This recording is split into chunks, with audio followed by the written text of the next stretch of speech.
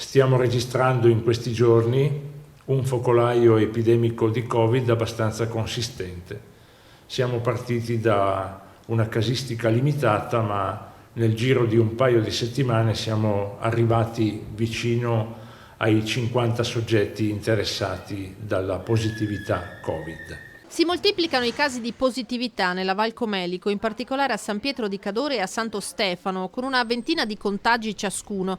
La gran parte asintomatici o con sintomi lievi, solo 2 i pazienti in condizioni più serie ricoverati in ospedale. Queste 2 persone hanno però patologie importanti pregresse e sono stati ricoverati a scopo precauzionale. A San Pietro e Santo Stefano l'ULSS 1 Dolomiti ha promosso un'indagine epidemiologica, invitando a sottoporsi al tampone i cittadini dell'età maggiormente colpita, 65 settantenni a San Pietro e 47 48enni in entrambi i comuni. Sono stati inoltre invitati a eseguire il test gli alunni di elementari e materne, 377 le persone che hanno risposto, di cui 93 bambini.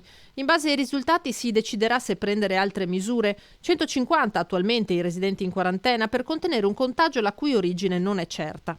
Abbiamo fatto delle ipotesi che nel periodo, ultimo di vacanze, alcuni soggetti, specialmente appartenenti alla classe d'età 40-50 anni, abbiano messo in atto momenti di aggregazione abbastanza consistenti, senza sistemi di protezione ovviamente.